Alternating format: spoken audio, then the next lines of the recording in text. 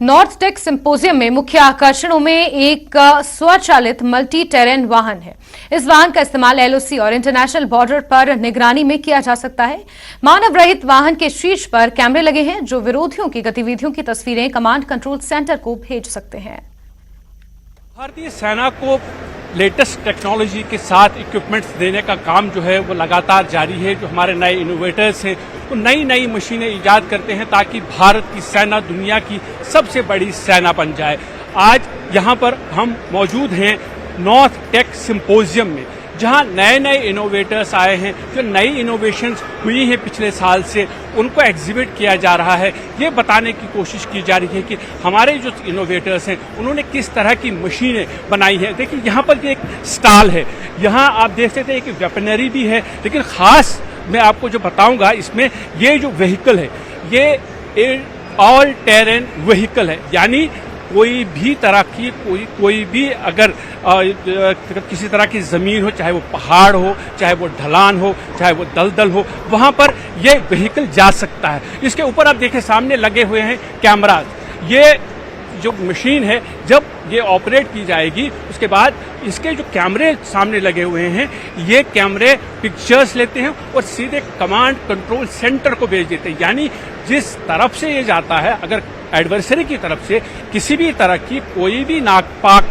हरकत की जाती है तो ये उस मोमेंट को कैप्चर करता है। और मैं आपको दिखाना चाहूंगा, आप देखिए कि किस तरह के जो, जैसे मैंने पहले बताया था कि ये किसी भी तरह से का जो भी जिस तरह की भी जमीन हो, चाहे वो पहाड़ हो, दलदल हो या कोई और तरह का रास्ता हो, वहां पर ये मशीन आसानी से चल सकती है। ये देखिए ये स्क्रीन पे जैसे ये डिस्प्ले अभी कर रहे हैं, ये देखें अगर स्मूथ सरफेस है वहां पर भी ये जा सकता है। अब जितनी भी स्पीड से आप इसको चलाना चाहिए। ये देखें पथरीला रास्ता, यहाँ पैदल चलना भी मुश्किल है, लेकिन ये मशीन ऐसे डिवाइस की गई है, ऐसी उसका डिज़ाइन बनाया गया है, इसके टायर उस तरह के बनाए गए हैं कि ये इस तरह की ज़मीन पर भी आसानी से चल सकती है।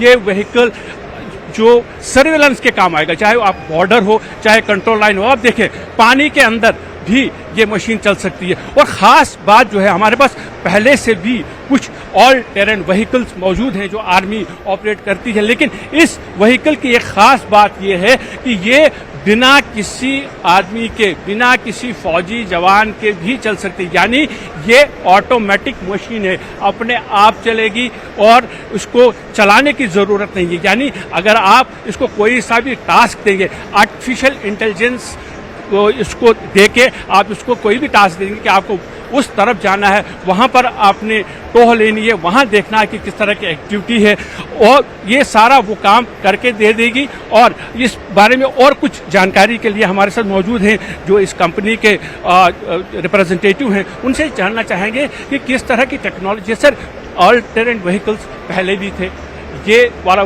जो व्हीकल है इसको हमने देखा कि ये बिना किसी ये ड्राइवर के वो चलाया जा सकता। और क्या खासियत है इस व्हीकल? ये unmanned ground vehicle totally indigenous है। एंड जैसे हमारे प्राइम मिनिस्टर और अभी गवर्नमेंट के नॉर्म्स हैं आत्मनिर्भर के ऊपर, पूरी इंटेलिजेंट व्हीकल है, totally design developed in house, and it is like a force multiplier for our defense forces because it's a stealth vehicle which can operate for 4 hours in a total silent operations. plus ये शुरू में surveillance करते हैं।